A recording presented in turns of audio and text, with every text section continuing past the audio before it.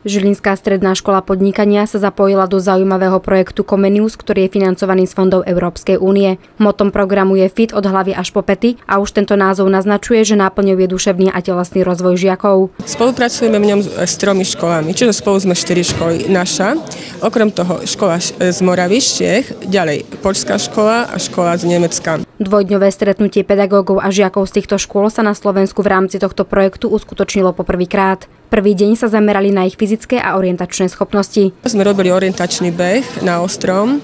Orientačný beh pomocou mapy orientačnej a buzoly, kde žiaci, študenti jednotlivých škôl bežali v družstvách kombinovaní, čiže jeden Čech, jeden Slovák, jeden Poliak a jeden Nemec. Druhý deň už rozvíja logické myslenie študentov, a to hrou šachu, lúštením sudoku či skladaním skrabl v nemčine. Cieľom tohto celého projektu je samozrejme predovšetkým to, aby sa tí študenti, vrstovníci medzi sebou spoznávali, aby poznali kultúru iných krajín a samozrejme, aby spolu dokázali komunikovať, či už v tej nemčine, ktorá je našim jazykom tohto projektu, alebo v angličtine. Ist das hervorragend organisiert? Je to veľmi dobre zorganizované. Vidieť to aj v tom, že žiaci postupne nachádzajú cestu k sebe a komunikujú medzi sebou. Jednak přátelství navážou nové a jednak si rozvíjejí i ty mozkové zábyty, jak bych řekl. Známe sa od dávna. So slovenskou školou sa poznáme už veľmi dlho.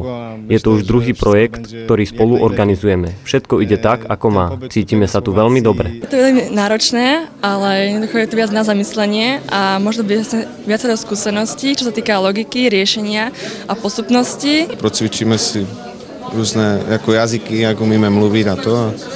Nové vztahy mezi ostatníma. Dalo mi to docela hodně, nowe přátelé. Bardzo fajne są. Jest to, że możemy poznać wiele ciekawych ludzi z różnych krajów. Haben wir hier sehr viele neue Freunde kennengelernt. I napriek tomu, že je tu jazyková bariéra, môžeme veľmi dobre spolupracovať. V rámci tohto projektu sú naplánované ďalšie aktivity. Zástupcovia Žilinskej školy by mali koncom septembra cestovať do Nemecka. Tam ich okrem logických hier čakajú aj cyklistické trasy po kraji tejto partnerskej školy.